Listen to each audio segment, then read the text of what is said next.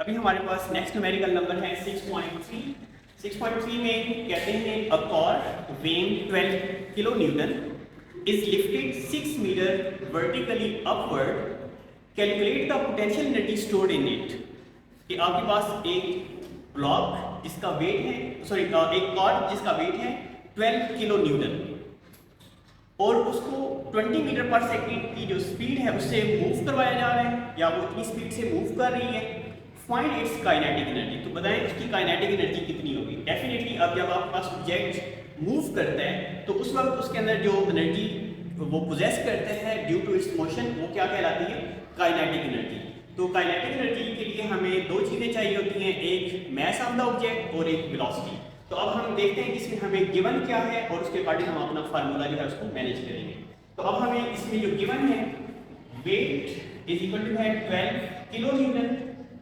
अब जो आपके पास किलो है ये हमने प्रीफिक्स पढ़ा है यूनिट नंबर 1 के अंदर, हम यहाँ पर इसको डालेंगे 12 मल्टीप्लाई बाय 10⁻³ न्यूटन, या हम इसको लिख सकते हैं 12,000 न्यूटन। यानी ये हमारे पास जो 12 किलो न्यूटन है इसमें हम किलो को खत्म करके इसको जस्ट न्यूटन के अंदर जो है वो एक्सप्रेस करेंगे।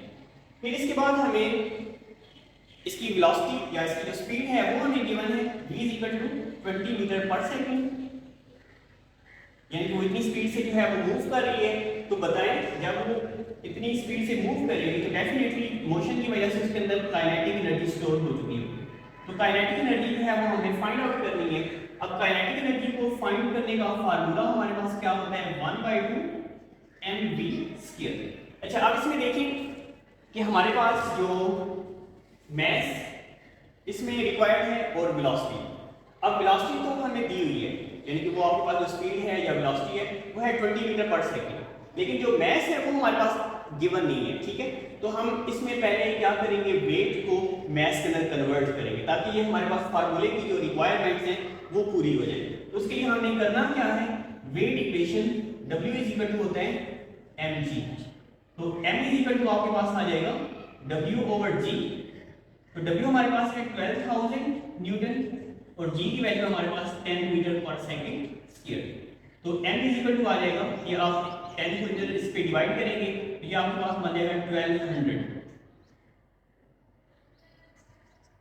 और इसका जो यूनिट है उसको हम इस तरह एडजस्ट करेंगे कि न्यूटन की जगह हम लिखते हैं किलोग्राम मीटर पर सेकंड²।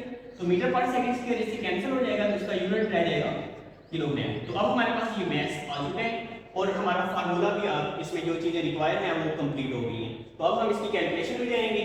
काइनेटिक एनर्जी = आ जाएगा 1/2 m की जगह हम लिखेंगे 1200 किलोग्राम मल्टीप्लाई बाय इसमें जो हमें स्पीड गिवन है 20 मीटर पर सेकंड, इसका स्क्वायर। अब इसको सिंपलीफाई कर लेंगे, 600 मल्टीप्लाई बाय 400, ये 20 का स्क्वायर हम ओपन करेंगे, मीटर स्क्वायर पर सेकंड²। तो काइनेटिक एनर्जी हमारे पास आ जाएगी यहाँ पर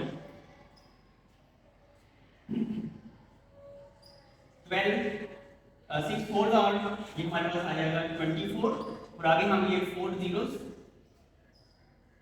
एडजस्ट करेंगे और जो आपके पास इसका यूनिट बनेगा वो हमारे पास आएगा जूल। तो हमारे पास उस काइनेटिक एनर्जी जो उसमें स्टोर होगी वो 24,000 जूल, या फिर हम अगर इसको साइंटिफिक नोटेशन में कन्वर्ट करते हैं ये हमारे पास बन जाएगा 240 मल्टीप्लाई बाय 10⁻³ जूल। यानी हम इसमें जो 3 जीरोस है वो हम इसमें प्रीफिक्स की फॉर्म में लिख लेंगे, ये बन जाएगा 240 किलो जूल। यानी कि हम 10⁻³ को दोबारा से रीपुट कर देंगे जो हमने इसके गिवन में जो है वो एडजस्ट किया था। तो ये आपके पास इसकी जो काइनेटिक एनर्जी है वो होगी 240 किलो जूल।